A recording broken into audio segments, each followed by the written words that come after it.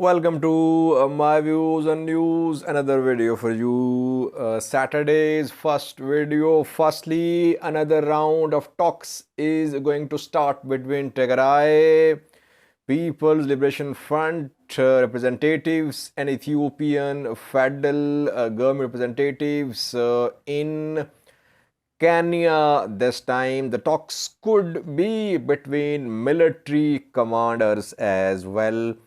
Secondly, 72 hours ago, peace agreement was signed between TPLF and Ethiopian federal government, but Tigrayan diaspora community is protesting. Just an hour ago, main highway in Seattle, US was blocked by Tigrayan protesters. Are Tigrayan diaspora community members not satisfied with the peace agreement? And thirdly, an opposition party leader from Tigray spoke a few hours ago about peace agreement. What did he say? And lastly, PM Abiy of Ethiopia is due to travel to Egypt, where an international conference is being held. Firstly, viewers, though peace agreement was signed 72 hours ago between TPLF and Ethiopian federal government, but talks still continue. Another round of talks is going to start reportedly after around 48 hours in Kenya. Some say talks will be held in Nairobi, though no official statement so far, no official word, but talks will be held in Kenya. Why? The peace agreement signed on the 2nd of November has some points which will be discussed and finalized in coming days. One of the most important points is disarmament of Tigray fighters, TPLF fighters, for which modalities will be agreed by the parties, by military commanders of the two sides. 5-day long talks will be held in which it will be agreed how TPLF combatants will be disarmed. First point which required implementation after the peace agreement was establishment of a communication channel between top Tigray and ENDF military commanders, which has been established because General Varede and General Berhano Jula spoke on phone a few hours ago. Now, second point is agreement on modalities through talks about disarmament of Tigray fighters. That is why talks will be held in Nairobi, Kenya, reportedly, where top military commanders and some say politicians will also be part of these talks, where decisions will be made how to start demobilization, disarming of Tigray fighters. In the first 10 days, heavy weapons of Tigray forces will be taken by federal forces. TPLF fighters will surrender their tanks, artillery pieces, other heavy weapons. Then in the second phase, their small arms will be taken by ENDF, and Tigray fighters will surrender their small arms, light arms. This is the most crucial phase of this peace agreement. Can this disarmament go on smoothly? Because there is serious opposition to this disarmament by some groups in and outside Tigray. We have details for you in the next section of this video. So let's see. Talks will perhaps focus on disarmament. The talks due to be held in Nairobi, Kenya. Secondly, viewers, the Tigrayan diaspora community is turning against TPLF. Now it's very clear. Yesterday's statement by Tigray government about the peace agreement failed to satisfy Tigrayan diaspora community, which has been fighting alongside Tigray People Liberation Front and the people of Tigray Since the start of this conflict in November 2020, diaspora played a key role in internationalizing Tigray conflict. In highlighting this conflict on international level, they supported Tigray forces to financially, diplomatically, morally. They raised funds for the people of Tigray. People of Tigray as well. Now they feel betrayed. They were not consulted, and TPLF agreed a disarmament. That is why they are angry. They're protesting. And just an hour ago in Seattle, US, Tigrayan diaspora community blocked a main highway there. They chanted slogans saying that genocide was being committed, that Tigrayans were being murdered. So this protest was held an hour ago, 72 hours after peace agreement. So that just clearly shows that Tigrayan diaspora community is rejecting the peace deal signed by the TPLF. What will the TPLF do? Will it press ahead with disarmament, with talks in Nairobi, Kenya? That remains to be seen. What will diaspora community do? Will it launch some movement against TPLF? TPLF is facing pressure in Tigray, outside Tigray. One clarification, people say, Sajid, these days your channel is becoming anti-peace.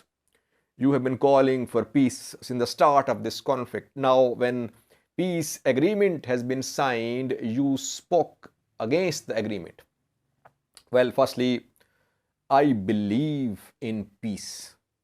I believe in struggle for peace. But for peace, you must ensure transparency.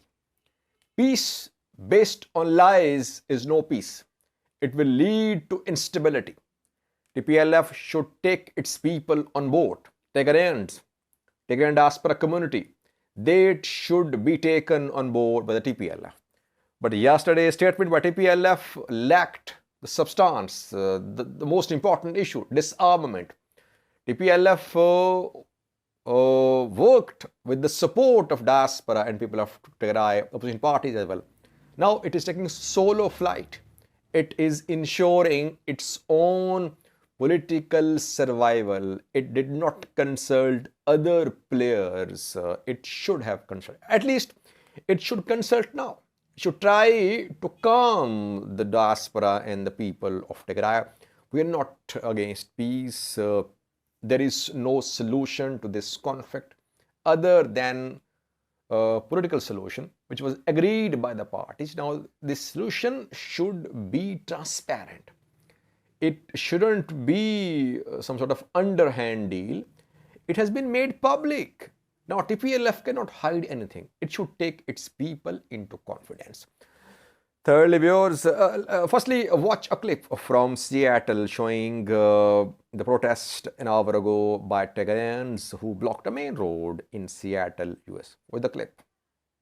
So what you're looking at right now, what we heard about 15 minutes ago was that troopers immediately gave them a dispersal order. Obviously,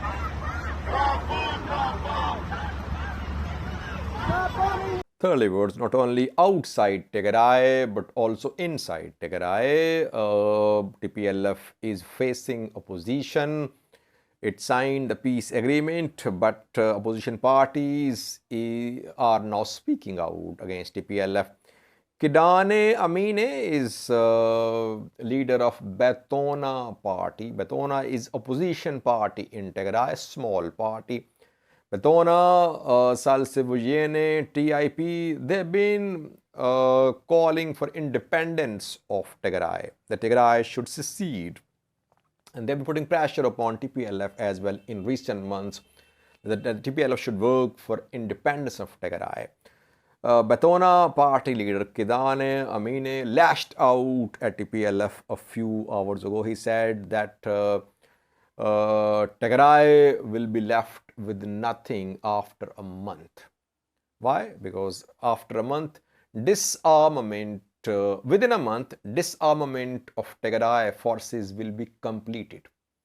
The agreement states that in 1 month, Tigray fighters will surrender their heavy weapons and light weapons, small weapons as well. So, Baytona, Kidane Amene Baytona is definitely opposing the peace agreement, especially disarmament. Main concerns of Tigrayan diaspora community, Tigrayan opposition parties are about disarmament. No one is against peace, but they don't want Tigray forces to be disarmed, and that is what Kidane Amene said. By the way, TPLF taught Tigrayan diaspora that they are Tigrayans, not Ethiopians. If you saw videos, pictures in recent months, since the start of this war, rather, in November 2020, Tigrayan diaspora community mostly used Tigray flags, no Ethiopian flags in their protests, in their programs. And at several conferences, meetings, they introduced themselves as Tigrayans, not Ethiopians. Suddenly, they have become Ethiopians. And now TPLF says that it respects Ethiopian constitution and constitutional order. So that is why diaspora community is shocked. It wants answers from the TPLF-led government. Kidane Amene and other opposition parties, Kidane Amine's Baytona, other parties of Tigray opposition parties, they'll definitely oppose this agreement, especially disarming of Tigray forces. Lastly, viewers, Ethiopian PM Abiy is going to visit Egypt. Ethiopia arch rivals, the two involved in a dispute over Grand Ethiopian Renaissance Dam built by Ethiopia in Benishangul Gumuz region of Ethiopia. Both Egypt and Sudan have been opposing this dam, but Ethiopia managed to fill the dam for the third time this year. Egypt has been threatening that it would take action against those who are encroaching upon Egyptian water resources. The two sides were close to a conflict, but Ethiopia stood its ground, did not step back from its position regarding filling of the dam. Dam has been filled. US, EU stood with Egypt. Ethiopia was alone. No international financial institution gave any loans to Ethiopia for the building of the dam. Despite international opposition, Ethiopia managed to build the dam. And Egypt is keen to have its military presence close to Ethiopia. Egypt has been trying to establish a military base either in Djibouti or Somalia. So the two are arch rivals on several issues. PM Abiy is due to visit Egypt in connection with a conference, international conference on climate change, due to be held in Sharm el-Sheikh, Egypt. There could be some top-level meeting between PM Abiy and maybe Abdul Fattah al-Sisi in Egypt. We'll see you in coming videos about this key visit of Ethiopian PM Abiy.